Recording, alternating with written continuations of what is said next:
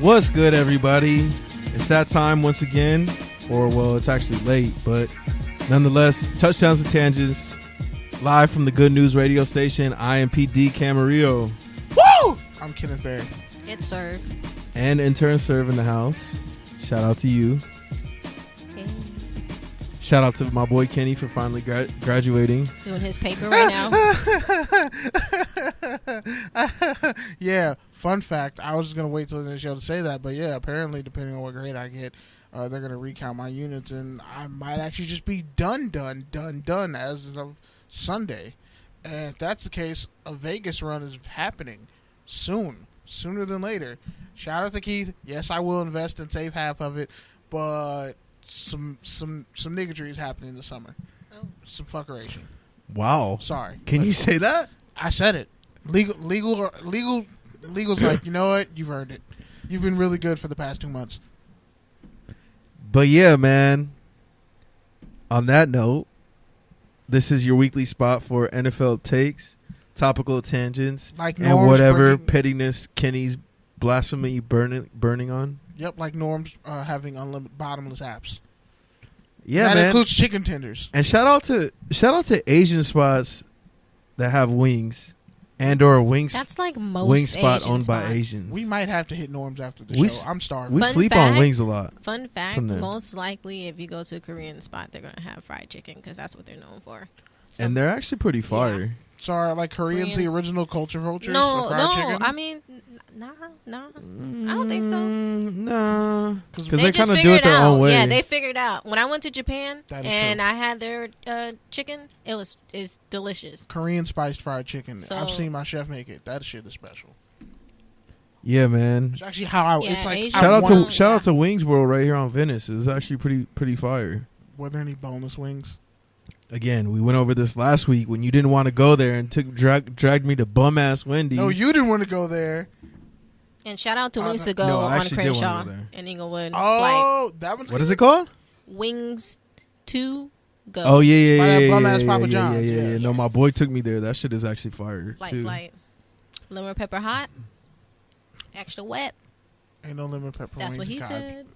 But yeah, man, last week, you know, the whole Wendy's thing kind of bummed us out, and we were just in a somber, sad mood. And then And we actually left out a lot of good news stuff that actually happened last week. Yep. So I want to shout some of that stuff out before we get into the real thick of the content, just because I'd like to we did enough feeling sorry for ourselves last week, so I'd like to, you know, start on a higher note this week.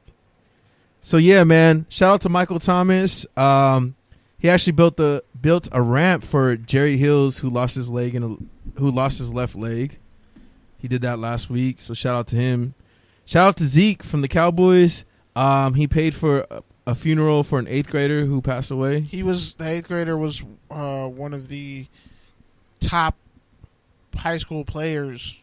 He actually got hit with a stray bullet outside of a graduation party.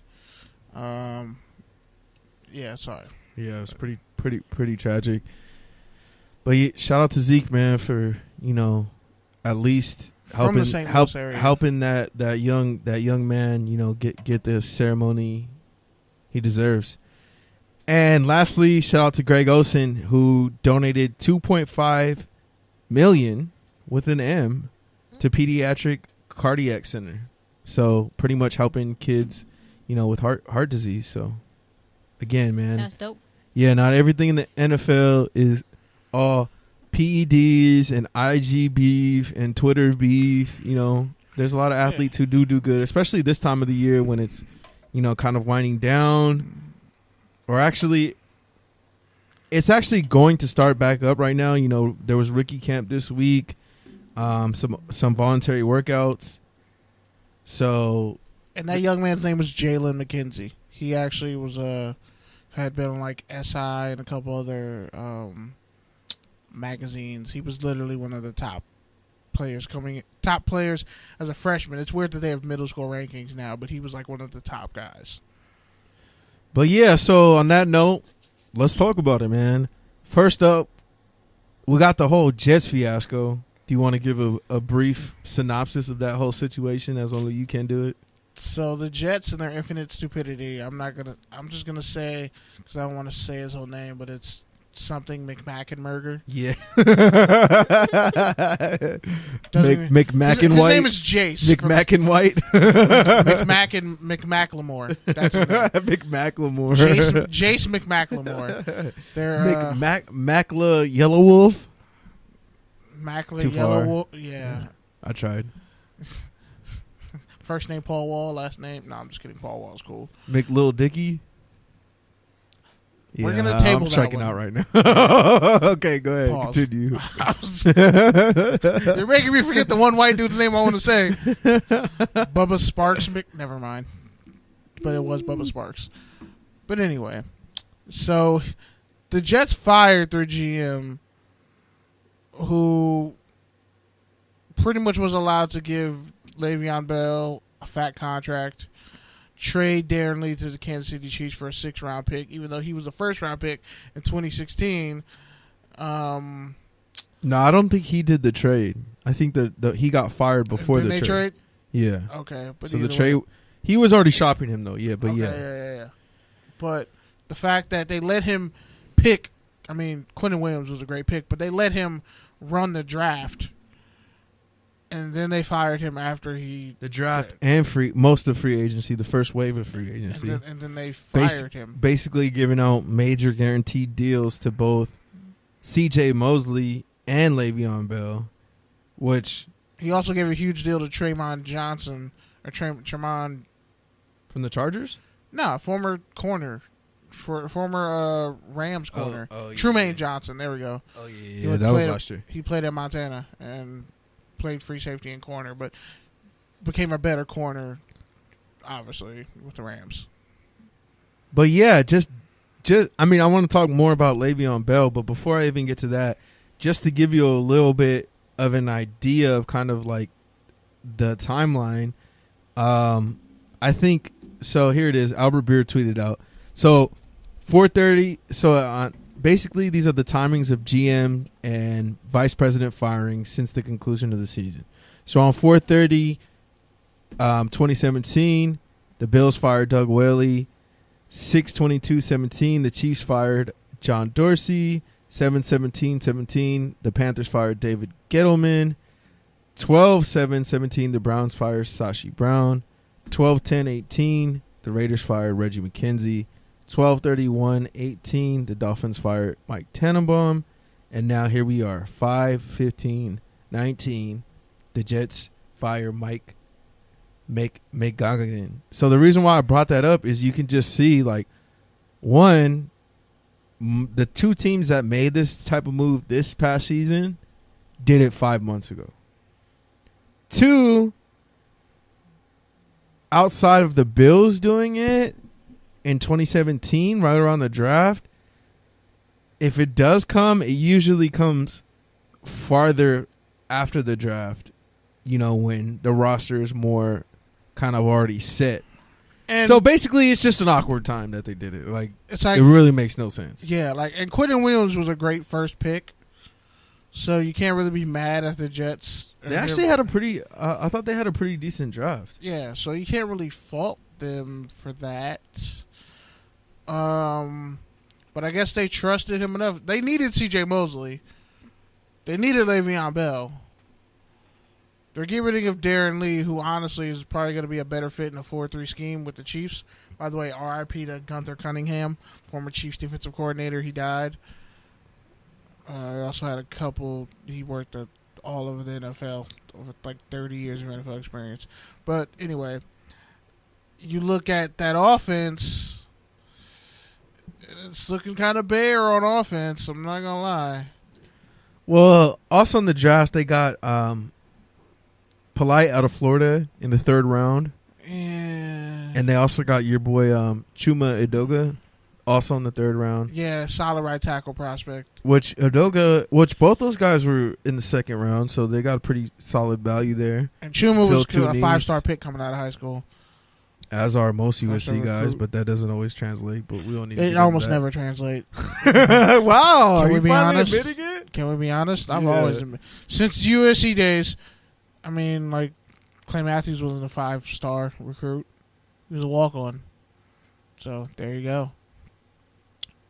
But yeah, the Jets are a mess, and it's not really a surprise Sam because the Darnold was a whole five-star state pick. of New York is basically in disarray since, well, they lost Zion in the draft lottery, which was rigged, but we won't. This ain't an NBA podcast. It's not, but we know. And it's the Giants are a mess. Yeah.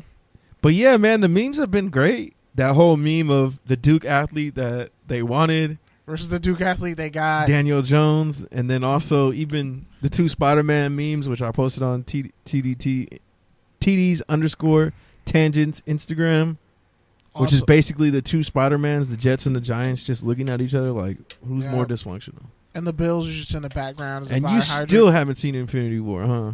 Nah, bro. You got work tomorrow? We might go see that shit right now. I'm getting over this shit. I have to drop off a book at school tomorrow. Wait, you and haven't have seen work Infinity War? Or you No, haven't he's a seen... culture vulture. I have finals. Endgame. Wait. Sorry. I'm talking. I haven't you had haven't time. seen Infinity War. It's You been haven't seen 3 weeks. Endgame. Endgame. Oh, I haven't seen Endgame. I've seen That's what I Infinity meant. War. Yeah, that's what I meant. I was like, wait. Because I got an AMC gift card. Bro, even searching. So do I. I have an AMC gift card. I'm trying to get that free popcorn voucher for a year, but they were bullshitting with the app online, so it didn't work. Just set 3 hours of your day. I Doesn't don't matter have what 3 you do. hours of my day. Take those 3 hours away that you use to sleep, and then go watch the movie. For real. It's not like you're posting on Anchor or Medium. Wow. Ooh. That was spicy and unnecessary. Because you haven't posted on Anchor in a minute. I was the last person to post on Anchor. Yeah. How dare you? Anyways. You've used no sound effects this whole episode. I'm disgusted. Ask yourself, has anything really been soundbite worthy? That's when you would put a sound effect after what you just said. It's supposed to be professionals, Pete. Come on, man. We're not at Wendy's. And I haven't eaten at all Bro, today. we literally had these same sounds on our phone. I don't think these sounds make us professional. Shout or out not. to Wendy's because in July they're bringing back spicy nuggets. Because Chance the Rapper did Yes. a rollout for his album with him. Yes, it doesn't matter. They're bringing back spicy nuggets. Good marketing for Wendy's. That's culture vulture. That's culture vulture 101 because they use Chance the But Rapper if you to think do it. about it, it's like what they're doing with Taco Bell nacho fries. Like they come in with limited time, and they know that people want nacho fries, and they're doing it for a limited time. I'm still and waiting then for they're the good. beefy Frito burrito to come back. The spicy beefy Ooh. Frito burrito. That shit was flying. And You it tripping. and it finally comes out. You tripping. Mm-mm. You tripping. You lost me. You tripping. We were talking about some good stuff, and then here you go. You want to talk about pizza eating habits? Let's talk about it. All right. Also on today's, trending, whatever you want to The talk about. docket. That's the word. That's exactly the word I was looking for. I'm mad that you read my mind.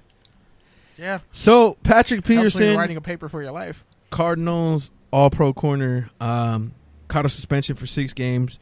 PEDs. It came down, I think, pretty much today, and He's not fighting it. yeah, he's not fighting it. What did it say? What he took? I didn't see where it said what he took, but it was probably just like most of the time it's something that's legal and there's something in the legal substance that triggers a false positive. Or it's something that's legal. It's something that's not illegal, but it's not on the list for you to take. And that's what happens a lot of the times. Yeah, in the article I'm reading, it doesn't really say what he took, but it does say that this suspension will cost him $3.8 million of his $11 million base salary In 6 games. But honestly, probably. in an already aging career. And honestly, he's made the They Pro might Bowl be- every year. And they might be out of it 6 games in. Which is And I think the trade deadline is like week 8, so interesting because it's not really only going to make his career even more Yeah. wasteful in Arizona, man. yeah, because like between him, How do you just waste a generational corner and a generational receiver? I guess only the Cardinals can answer that, huh? and the Vikings. They didn't really waste Randy Moss. Mike Tice kind of did. I blame Mike Tice. Really, because they blame Danny Green. Wow. That was disrespectful, and I'm mad that you leaned away from the mic just to say that. That was petty. Mike Tyson's the one who blew that 6-0 record. He was the head coach during that time. I blame Mike Tyson and Tom Cable for so many failures that have impacted my life as a Raiders fan. But back on Peterson, so Dan Graziano from ESPN basically sent out a tweet saying that even though typically first-time offenders catch 4 games, reason why there are clauses that allow that first-time offense to stretch to 6 games. One of them, he highlights, a first-time PED offender could be suspended 6 games instead of 4 would be a non-analytical positive, meaning a finding of a PED violation through means other than a drug test. So I'm assuming he got caught with something? Like, how else do you get caught without a drug test? Or a prescription that was illegal? I mean, Nah, Deion Jordan got popped. It. Deion Jordan got popped and I guess he was either taking Adderall or he was taking Adderall to study up on how to not fail another drug test. And that's why he got 10 games. He's a free agent. Yeah, but Adderall is a whole nother thing, which we can get to later. Next up, Hard Knocks. So pretty much it was reported this week that the 49ers will not be featured in Hard Knocks this upcoming training camp, which narrows it down to only 4 teams that have the same head coach and whatever other criteria it is for Hard Knocks. The Giants, the Raiders, the Lions, and the Redskins would be the 4.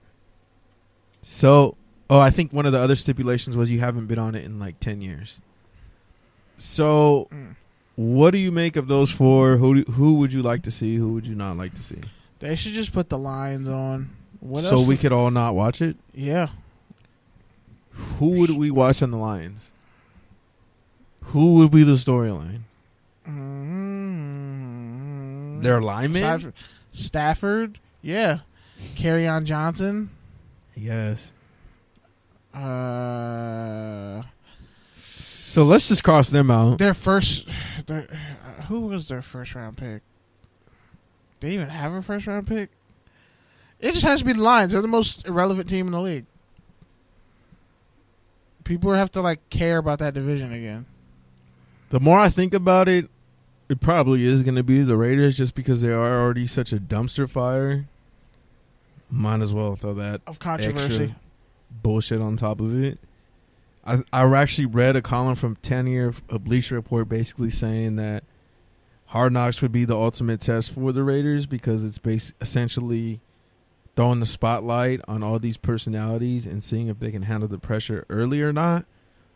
And they cited kind of basically last year with the Cleveland Browns how the Hard Knocks kind of shed light on some of their internal issues with Hugh Jackson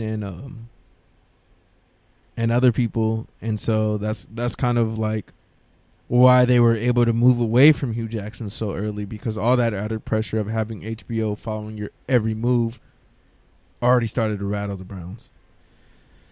But yeah, man, because honestly, I mean, it would be cool to see Eli's kind of last season, Saquon ascension, the post Odell era. But honestly, the Giants are trash, so why even waste my time watching that? Yeah, and Landon Collins pretty much said they had a problem with Odell the moment he stepped in the building. And the Redskins, the Deadskins, yeah, crickets. That would actually be a decent. That would actually be a decent showing. Most of the offensive line was hurt last year. What? Just a bunch of Dwayne Haskins.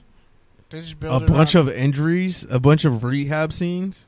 Showing Dwayne. The whole trainers would be the star of the show. The last time the Deadskins were on Hard Knocks, D'Angelo Hall literally broke his ankle because he got crossed by DeAndre Hopkins. Or Jay Gruden's just going to make his broadcasting career from when he gets fired mid-season. He'll be able to go on College Game Day. He's going to talk about how great his time was on Hard Knocks. No, he's going to build his brand, get his followers. No, as an Arena League football coach, and talk about how they might pluck a guy from one of those leagues.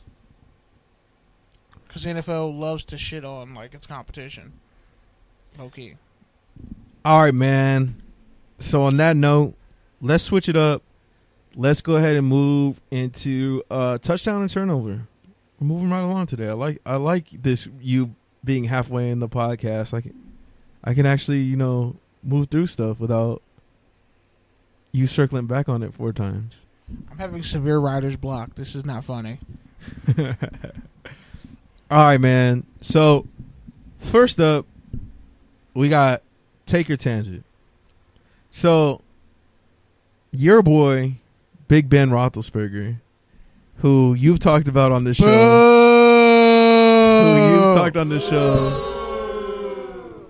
Too many times. Should have a jacket on his collar, but he doesn't. But Mike Vick somehow never mind.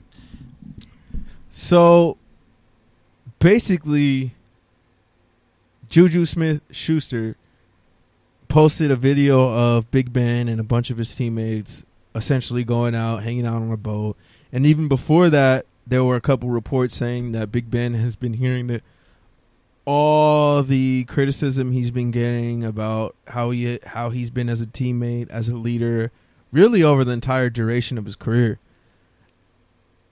And apparently he's making changes. We already talked about how he canceled his radio show.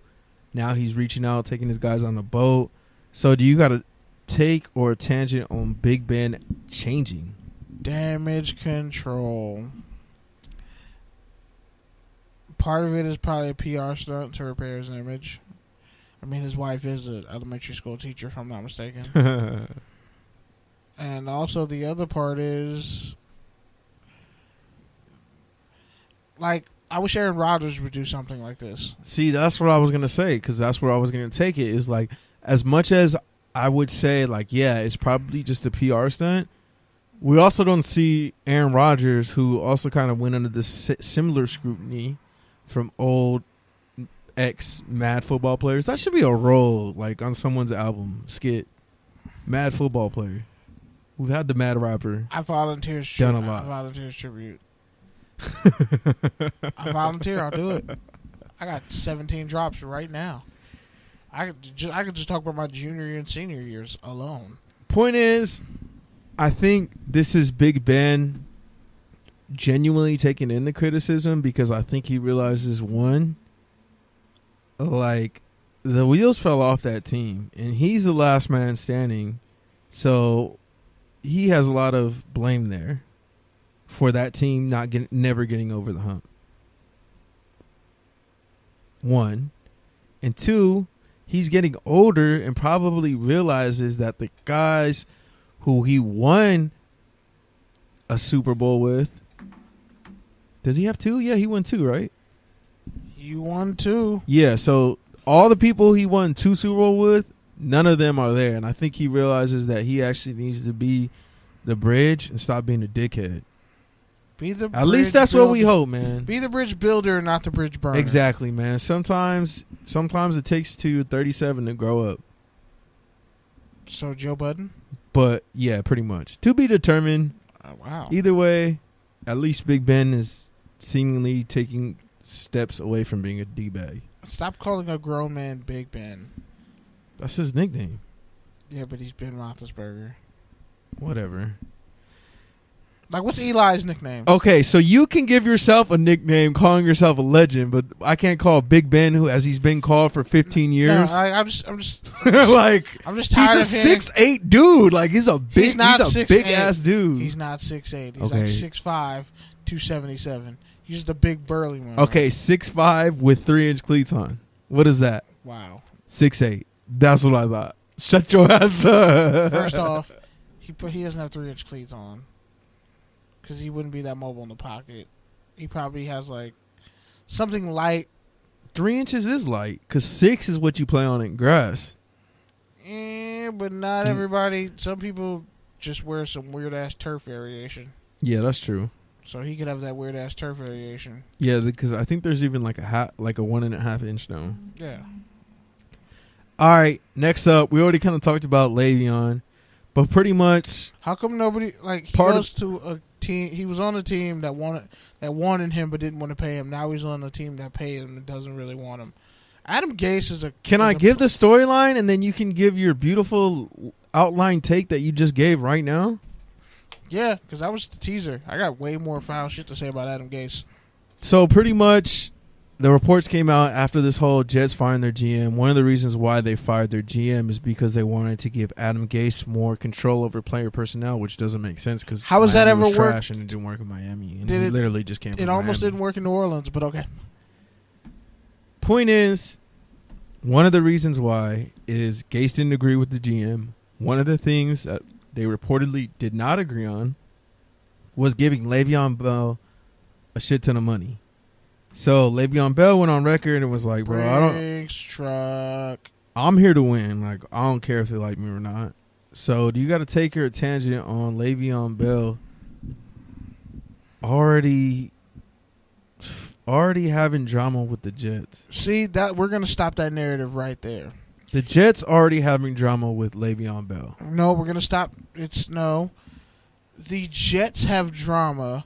Adam Gase is a problem everywhere he goes, and now the star players on the team, the highest paid players on the team, are going to be the fall guys. That is the narrative. That's the reality.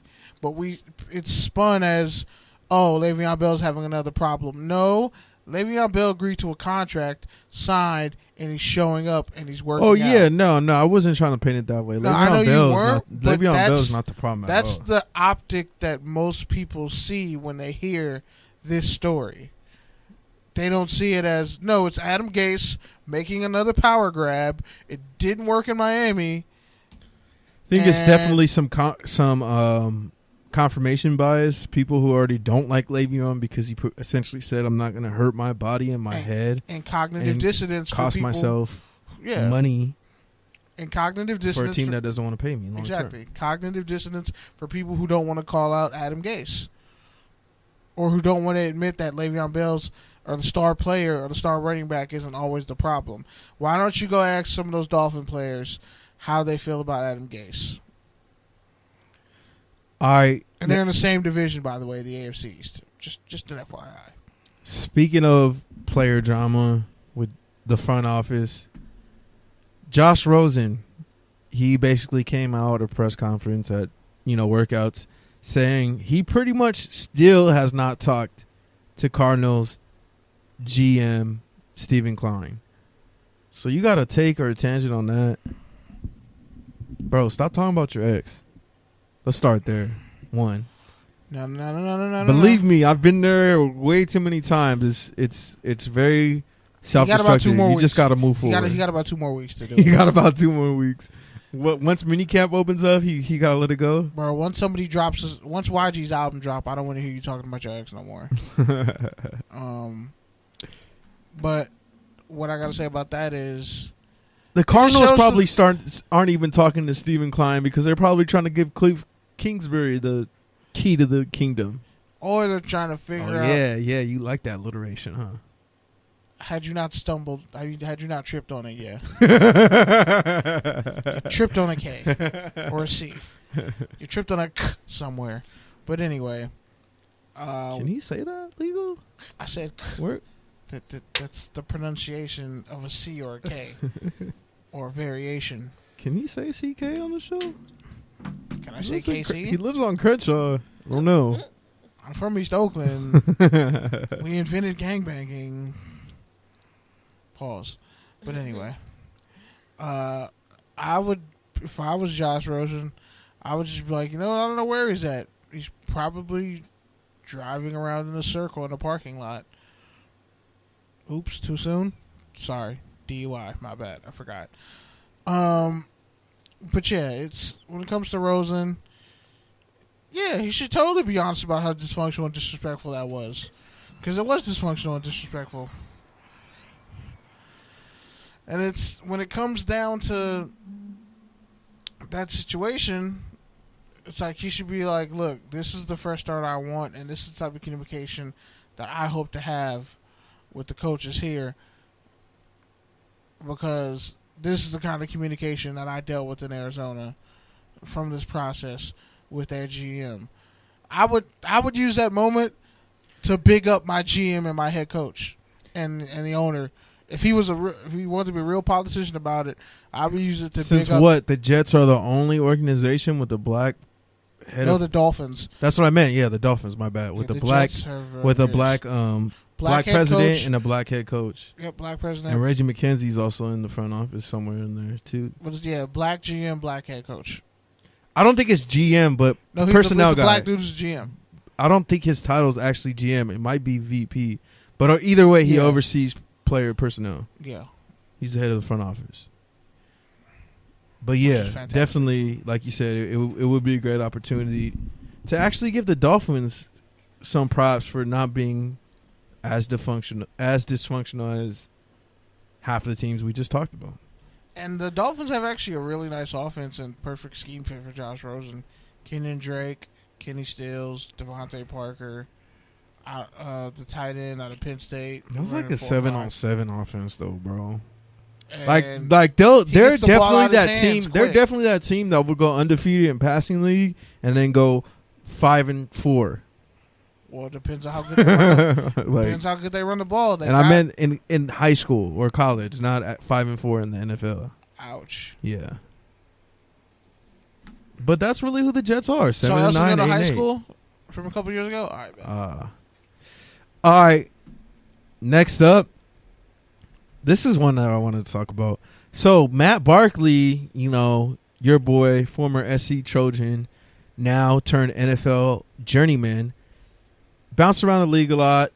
One of his demands when he was going through the process with the Bengals, I think they said the Cardinals, the Bills even, he asked to be played in Bitcoin.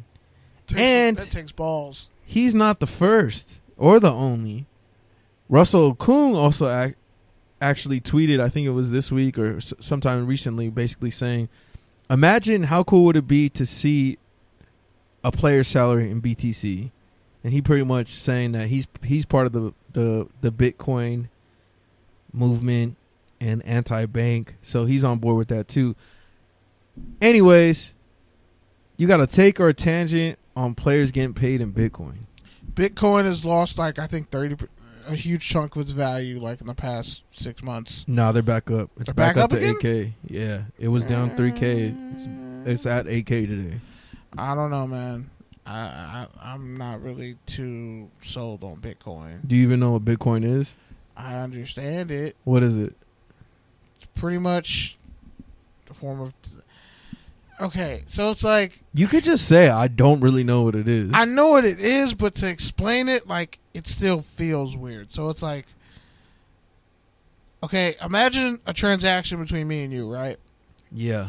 And the name of the currency, whatever we use, we say it's like some form of data mining or some shit like that. It's some data or currency that we agree on, and that holds value between us compared to the dollar.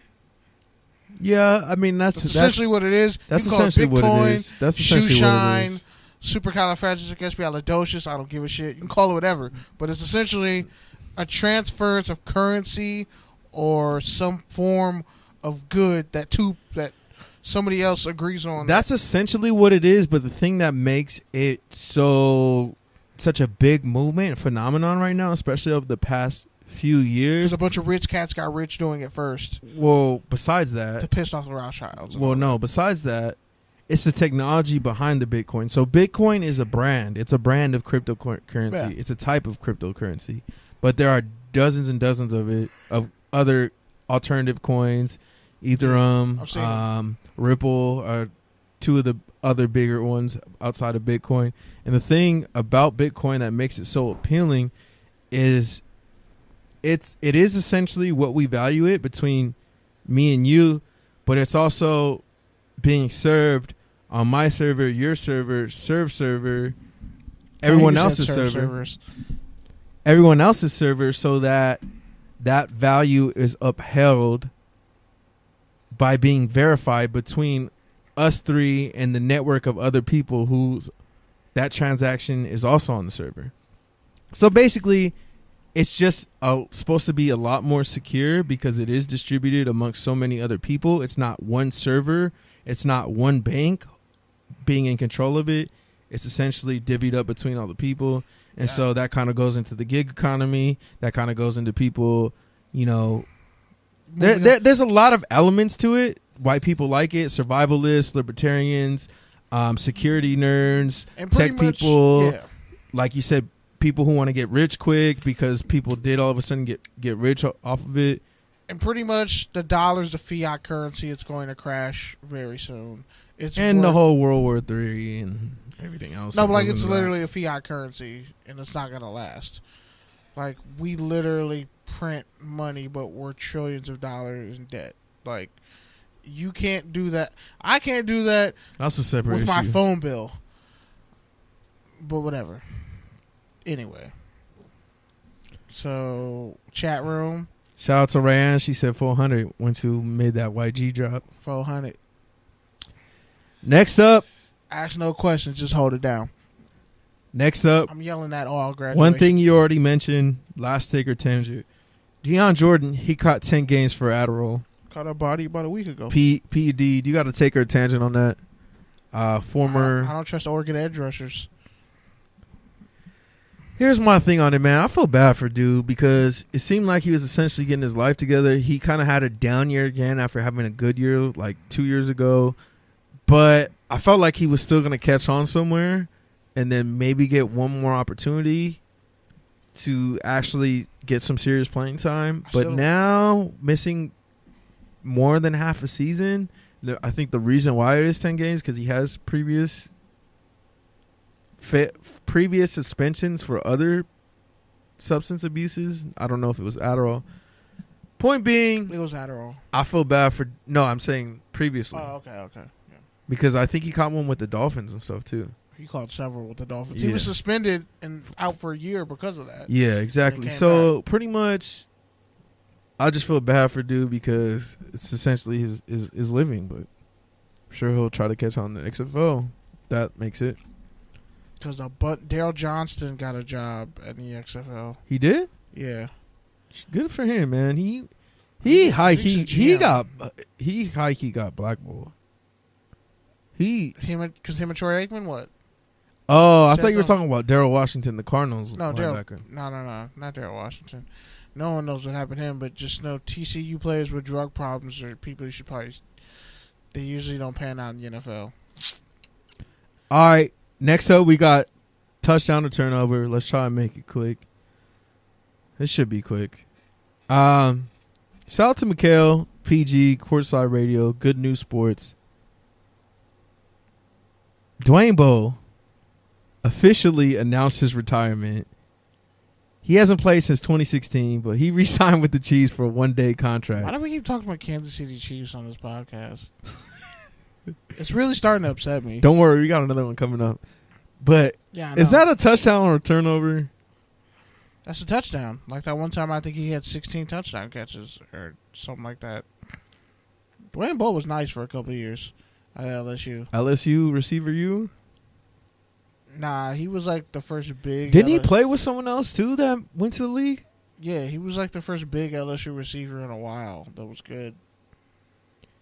Yeah, the thing I will say... Early Doucette. Remember Early Doucette? Yeah. The reason why I'm saying this is a turnover, because, I mean, we talked about it. We talked about Macklin. Thinking of Michael We Clayton. talked about Macklin having a retirement a year after he didn't play.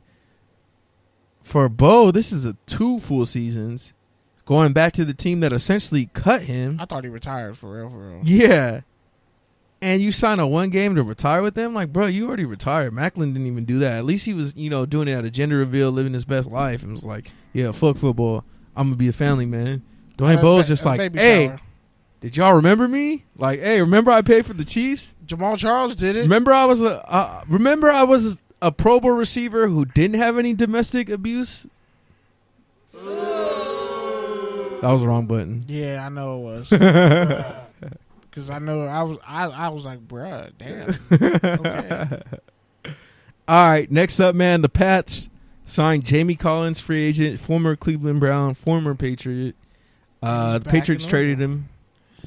Patriots traded him to Cleveland because they didn't want to pay him, and then he got paid, and then Browns didn't want to pay him, and then they cut him, and now he's back with the Patriots. Yeah, it makes sense. Is that a touchdown or turnover? It's a touchdown for them because now they're just going to run a bunch of amoeba coverage. You have him, Kyle Van Noy, and Dante Hightower. So a bunch of athletic dudes who may or may not be game time decisions. Yeah, you're not wrong. Bravo. That just gave me the strength to write 30 more words. Slowly coming out of this. I literally have like 1,000 words left. Yeah, I'm also going to say it's a touchdown because 900. He's pretty much the best linebacker available at this point.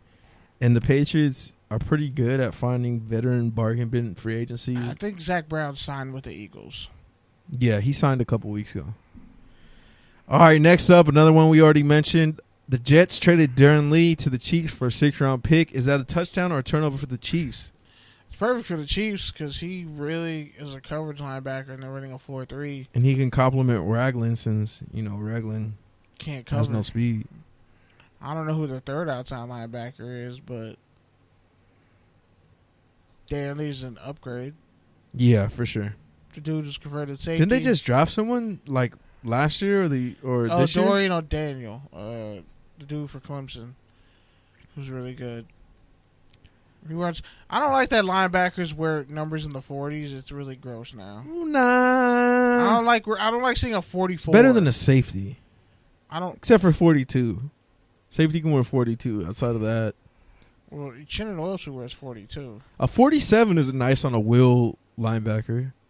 I can see 47. I don't want to see a 46. I think 40's tight. I've always thought 40's tight, but 40, that's probably because 41, 42. That's probably because my 44. cousin was number 40. 45 is low-key trash. I don't care what anyone says. It just only works if you're nice. But yeah, 47. Yeah, if you're nice, 45 is a scary number. Yeah, because it's like, why is he wearing 45? He must be nice. He could easily wear 55. He's the best player on their defense. / Deion Jones. But yeah, like 40, 41, 42, 44, and 47. That's what I tolerate. Any other number, you better be a fullback or a running back. All right. 48 is a trash number. It really is. Next up, E.J. Manuel announced his retirement, which another Chiefs tie.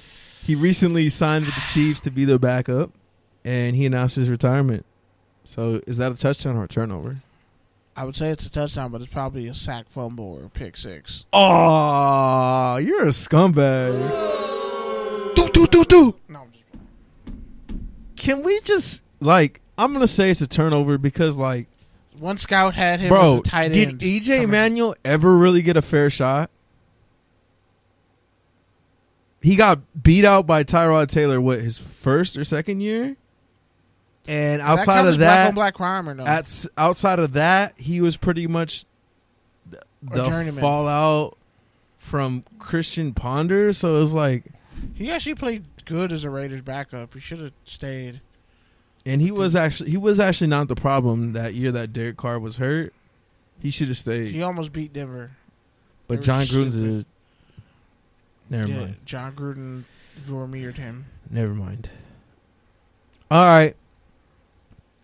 That's it for touchdown and turnover. So the last thing I want to do, since we actually have some time, NFL Network did a list pretty much ranking the top 20 players who got traded in their prime. Some of the highlights: number 6, your boy Marshawn Beast Mode Lynch, traded from the Bills to the Seahawks. Number 11, your boy Randy Moss, traded multiple times in his prime. And number 20, Khalil Mack. Other highlights. Let's see. Jerome Bettis, traded from the Rams to the Steelers in 1996. Shout out to the Ramley. Shout out to Jackie Ramley. Frank Tarkenton from the Vikings to the Giants Frank Tarkenton. In 1967. Willie Brown from the Broncos to the Raiders, 1967. Champ Bailey from the Redskins to the Broncos Clinton Porter in 2004. Same trade. Charles Haley from the 49ers to the Cowboys. 1992. Ted Hendricks from the Colts to the Packers. And the Packers to the Raiders the next year. And number 2, and I would probably say this is my biggest one. When the Colts gave up on Marshall Faulk. Marshall Faulk. I'm sorry. Let me put some respect on that man's name. From the Colts to the Rams in 1999. Damn, Rams. Y'all just really don't like running backs, huh? How you trade 2 Hall of Fame running backs in their prime, 3 years apart? We counting Steven Jackson? Well, they didn't trade him. Oh, yeah, he cut him. Oh, yeah, Jerome Bettis and Marshall Faulk. That's wild. That's really wild. Dude, like there should be a 30 for 30. Is there a team that has 5 Hall of Fame running backs in consecutive decades? Yeah, that's Bettis, pretty crazy. Faulk. Don't forget ED. Yeah. Dickerson, Jackson, and now Gurley. That's wild. And still got no rings to show for it. Except Marshall Faulk. Arguably outblown against New England. I was talking about the LA Rams, but yeah, you're right. Technically, you're right. But logically, you're not. Because the only team to win a Super Bowl in this city, oh yeah, the Oakland Raiders. Or the Raiders. The Oakland Raiders of Los Angeles. The Oakland Raiders of Los Angeles. All right. Any other trades in their prime you want to highlight, or anything else you want to say on that list? Richard Seymour technically had some years. That left. was a good one. Yeah, that was a good one. He was still in his. He would have still been in his prime if he would have kept playing. Yeah. I think Khalil Mack is probably higher than 20, but I think because it's so new, it's kind of hard to say. I got one for you that might be shocked. What about Dwayne Didn't Brown? Reggie White get traded too? He's a free agent. What about Dwayne Brown from the Texans to the Seahawks for essentially no reason? But he was. I don't know if he's in his prime. He's still playing now. Yeah, I don't know if you'd say in his prime though. It was kind of he's definitely at the plateau. He's definitely at the plateau of his career. But they only traded him for the protest. Like he was still good. Yeah, I'm sure. All right, so it's that time. Time for our unnecessary toughness rants. So we had a special request coming into this show. I feel like she should close. Should she close it or should she start it? No, I think she should definitely start it because she's been quiet. So, Serve, you know how it goes. The floor is yours. So I know you got something in your brain on. So go ahead and talk. I'm gonna mute the other mic so you can can speak on the issue you want to speak about. Yeah, get your shit off. So, I think this topic that I'm going to talk about is very important, and it doesn't just affect one group. I mean, only one group. It mainly affects one group, but it affects all, and I feel like we need everybody's support to dismantle the bullshit that's going on. So let me get to it. So I'm just going to start off with a quote that the minority leader from Alabama said. And he said yesterday, "We raped women last night." And I feel like that was a pretty strong quote. And I know you guys are like, wow, like that's a strong statement to start. But let me get to it. But what happened yesterday was, I mean, it's not a shocker, but it was crazy. So let me just break it down. So a couple days ago, Georgia, they passed a law, even though it's going to be set in 2020. They set a bill that states that a fetus should be treated as a full person, so legal recognition. So for the women who have to carry the children, say if they needed abortion because of medical reasons, even though it's on the second or third term, which usually isn't likely, but things happen. Or if they miscarry, they could get life in prison. and especially since that's in Georgia, and if you do murder, most likely you get the death penalty. And also the doctors who perform it, they will also get charged for performing such and such a criminal act. But yesterday, Alabama, they just pushed their most strictest law, or the most strictest law so far in this United States. The governor, Kay Ivey, that white devil, she's challenging the Roe versus Wade, and she passed this heartbeat bill. So basically, it's a complete total ban of abortion, no exceptions to rape or incest, and you cannot abort. Because it's Alabama. Yeah, because it's Alabama, you gotta add that rape and incest. So yeah, if once probably the only place rape and incest still happen every day. True.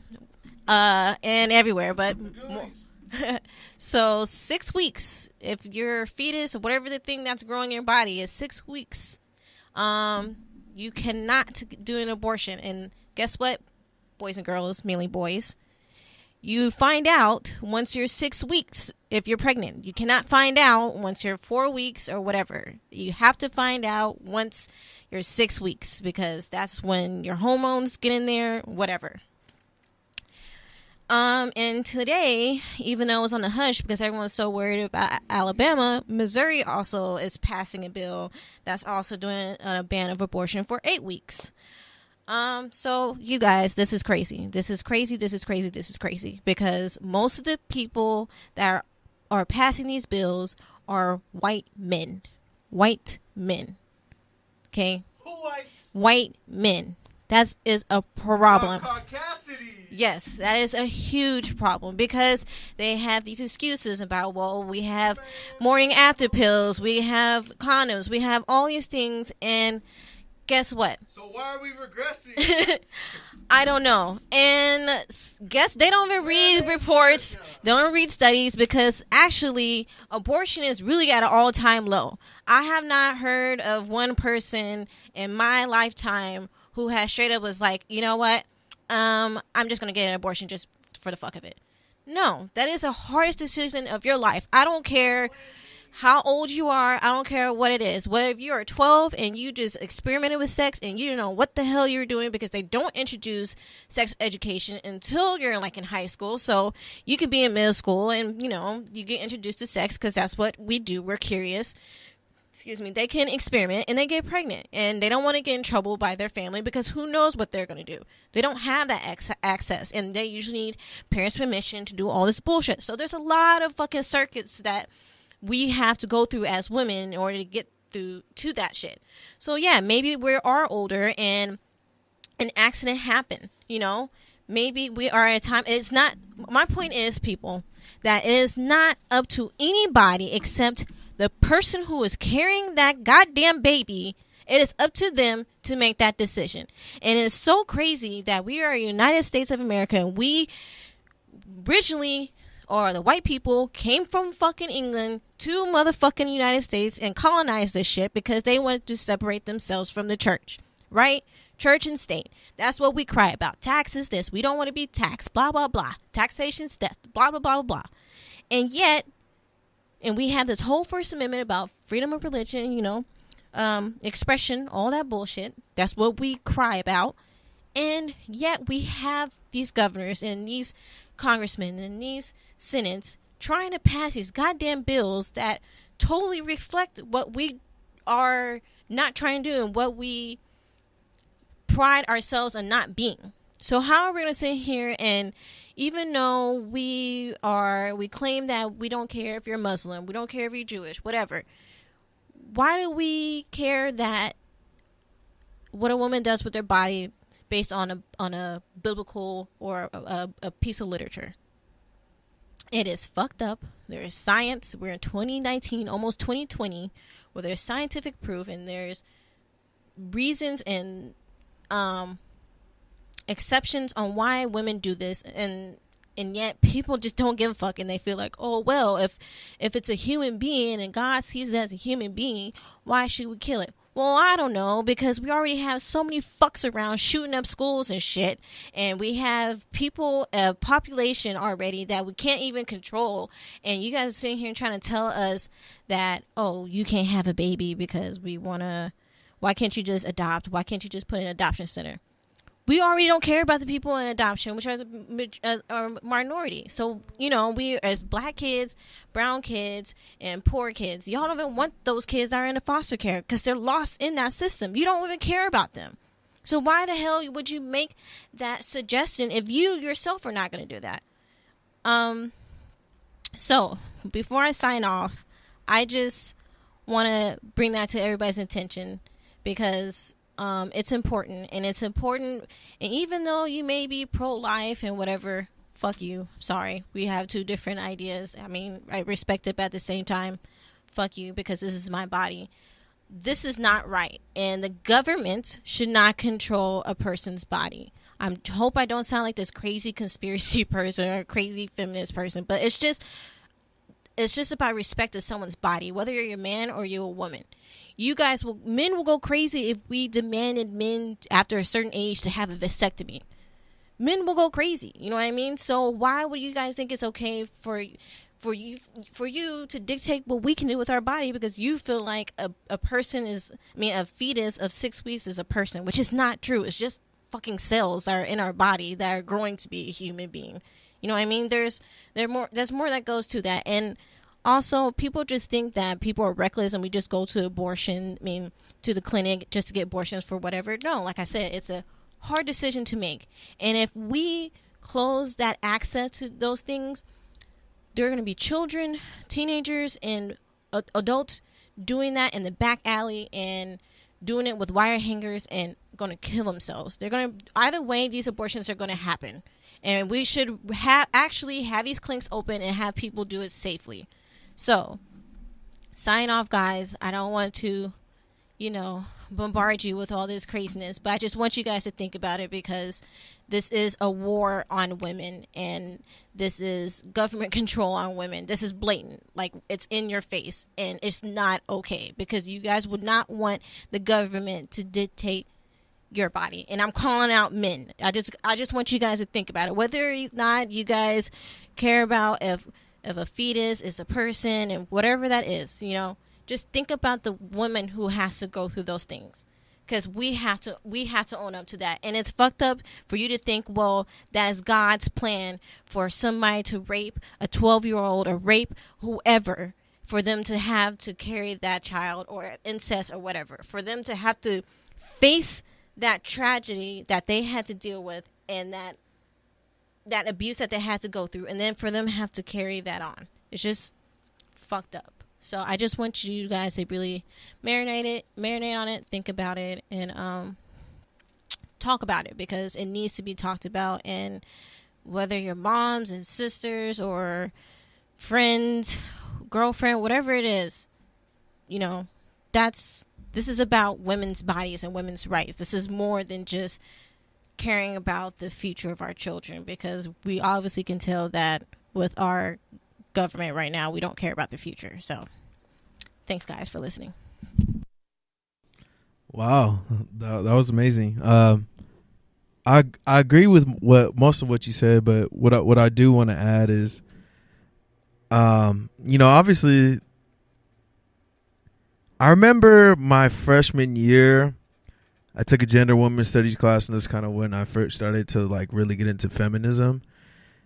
I remember watching a video of it was a movie, but it was basically about a woman in the 30s who had an accidental pregnancy, and she didn't even get raped. She just, had a one-night stand, got pregnant, and she got an abortion with a coat hanger and literally just bled out.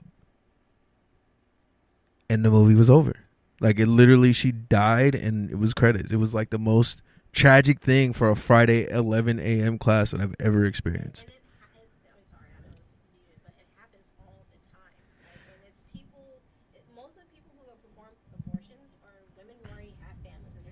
I don't have the money, I don't have the time, I have to make this decision for my family that I have right now, and the person that's in my body, I don't want them suffering, by being an extra person, I'm stressed out, so they're making a sacrifice. And that's what just boggles me, because people just really think that when people decide to make abortions, they're just like, oh, I'm totally disregarding what I'm doing to the thing that's in me. Because no matter what, with a woman, I can't explain it to you men, but it's like it's a thing that happens. And I know that I haven't experienced it because I've never went through that before, but I know that just with hold on. Like, I'm not trying to interrupt you or Sorry. like mansplain or anything. Like, I'm just trying to add to the conversation.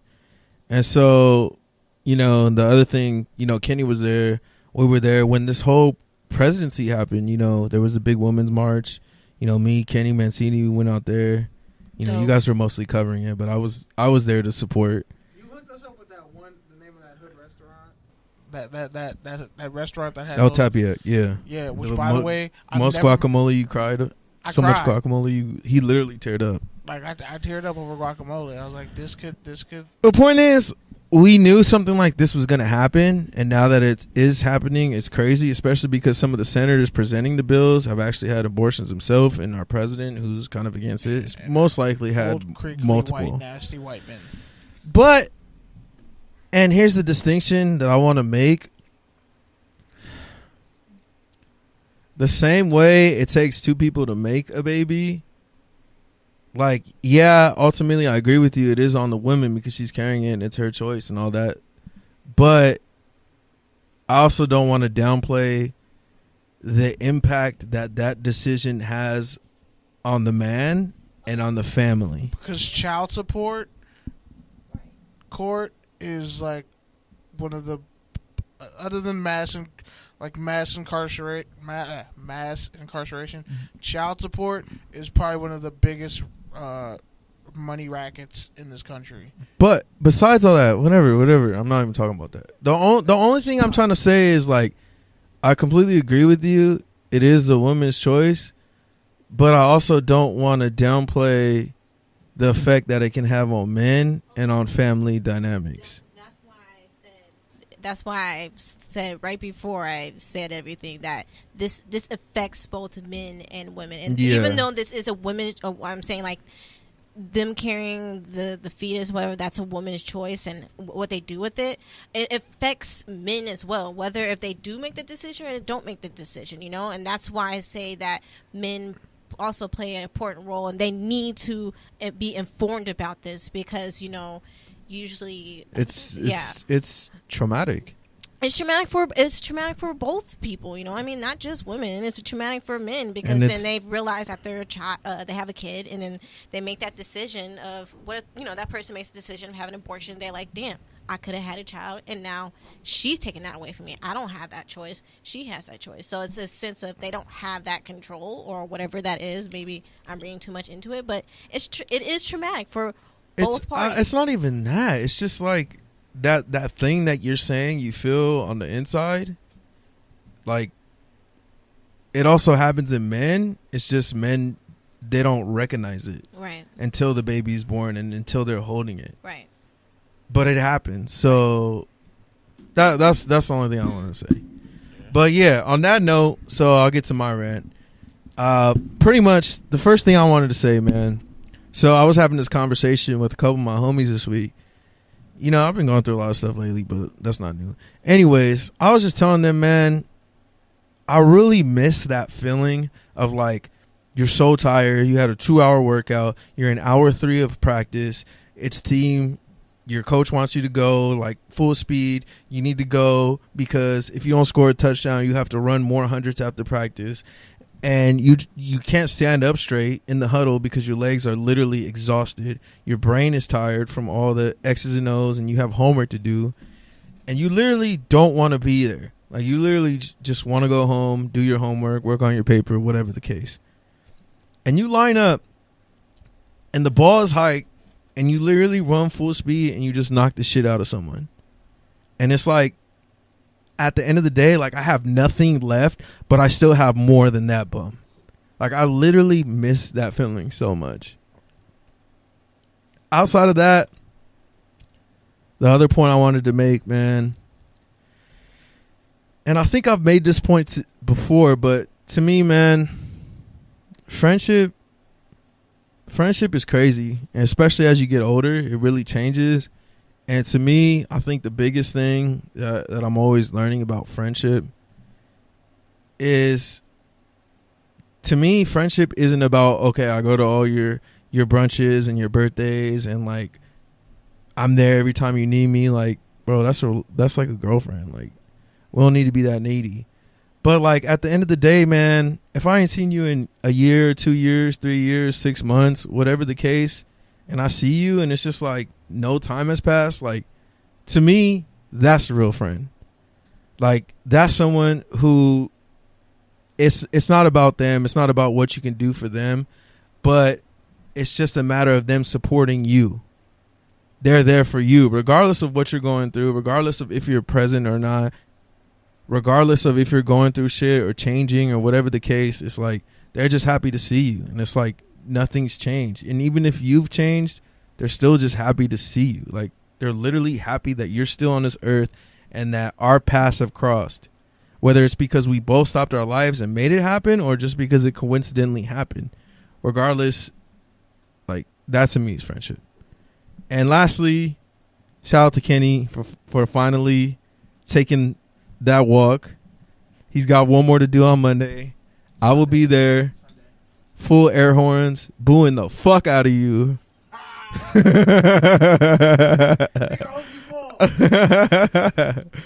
But yeah, man. Last but not least, Kenny, go ahead. Your time to close it out. Can you actually, make it timely?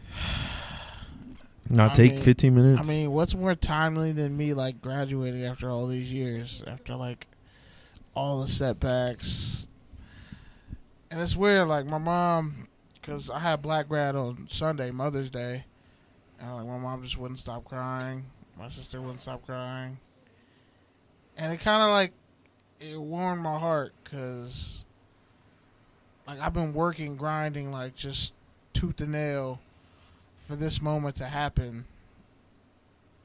and it finally does.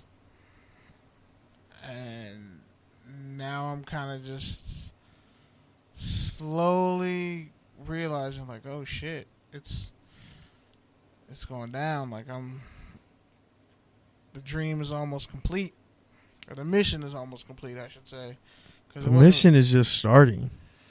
This mission in particular, like, this mission in particular, the ending of the beginning of my story is almost, it's almost over. And I just been literally just thinking back, like, years. Like, I can remember being 18, sitting on a bed in a motel room, looking up at the ceiling, like, what the fuck I'm gonna do with my life, and, like, realizing college is attainable. Like, I have the skill. Like, I always knew after high school I needed to be in school. I just didn't know what I was gonna do. And then it grew to, okay, I have a passion for this, I need to pursue it. I have a skill in this, I need to pursue it. And it just kept going. And, like, shout out to my classmates this semester. They were really dope. Especially my J350 class, Mark and Freddie. Those motherfuckers are hilarious. Like, we went to Chick-fil-A to get some food. We drank our shakes at Chick-fil-A, then took our food to Wendy's and got food in Northridge. And it was probably top 5, one of the greatest fat boy moments of my life. Like, I actually had the least amount of food too. Like, I really, like, I don't know how, like, we didn't die eating. You do look skinnier this week, I'm not gonna lie. Thank you, I appreciate that. No, like, I'm being dead ass. Like, for real, you really do. Maybe it's because you didn't eat all day. I mean, all day. You on that white girl diet? You want a beer? Is beer your dinner tonight? After turning this 2,000 cocaine for dessert? Yeah. I'm not ruling anything out past Sunday. I'm gonna be pretty fucked up, especially when I have to go to summer school and I find out, depending on the grades you got in your classes, your GPA reached a certain point to where, you don't even need to take another class. So hopefully, like, they recalculate my units and I'm good. And I got to turn in this paper in like an hour, and I'm only on like 1,200 words, and writer's block is a Told bitch. you. But hey, hopefully it's the last 800 words of my undergrad. So there's that. But most importantly, I'm just thankful that I'm fulfilling.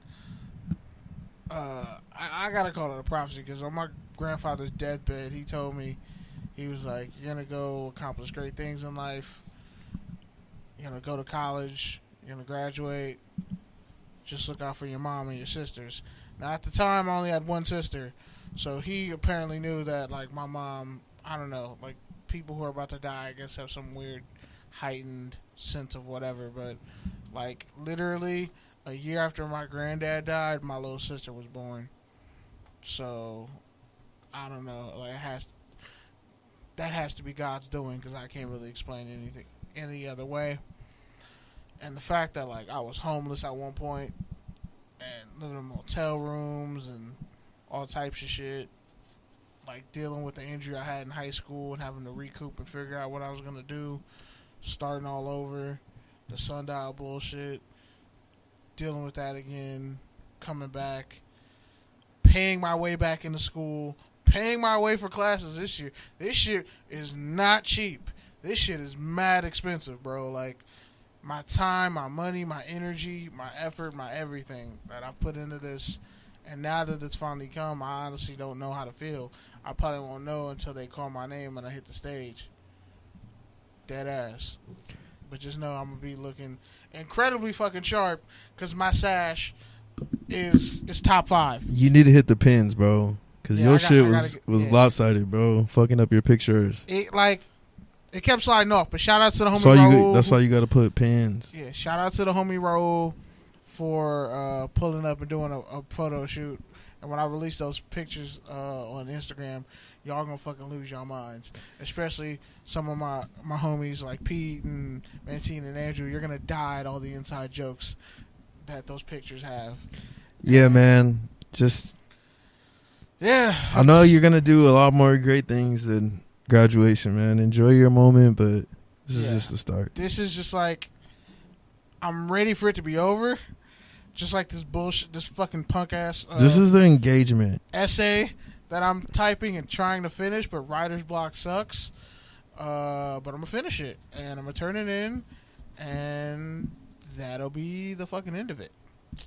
All right, man. So before we close out, shout out to Julian Edelman for getting his college degree after 13 years, and Avery Williamson. Oh yeah, we were gonna shout that out too. Out of Kentucky. Yeah. Good memory. Linebacker for the Jets. All right, so real quick before we close it out, we do have someone who's been here in the audience.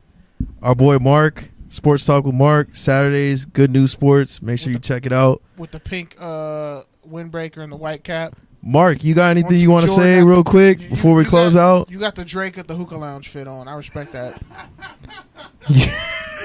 Circa 2012 to 14. He doesn't even care. That's why you wear that in the hookah lounge, because it's comfortable. Yeah, you're right. Listen to some random ass stripper on her lunch break talking about her life. Man, I'm telling on myself. Let me be quiet. But yeah, man, shout out to Mark. Bro, how many girls in how many girls in Hollywood low key be working at Playhouse? They just take breaks at hookah lounges. We're gonna talk about hookah lounge culture. We can do that this summer. We can have it at a hookah lounge. But anyway, yeah, hit up who's in the chat room talking shit. But yeah, man, I don't know why my mic is going crazy. But yeah, Jackie said congratulations. Thank you. And Ryan said, I threw so much shade at your knees. You look like a farmer wearing volleyball pads. Congrats to you. Wow. The old head. Damn. We talked a lot of like me, my mom, one of my homies that was like, I was the unofficial roommate. Yeah, bro. You low-key look like that disgruntled dad who just graduated and still hasn't sat down. Damn, that's with fucked your up. Drunk-ass sash.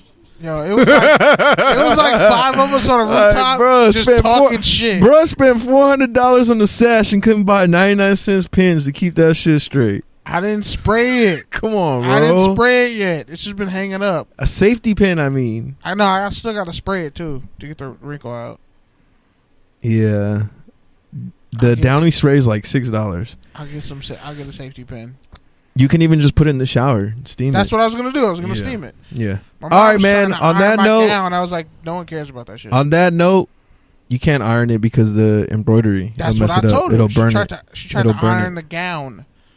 Oh, that's wrinkled. It just presses itself out. That's what I told her. I was Yeah, like, you gotta just put it in the shower.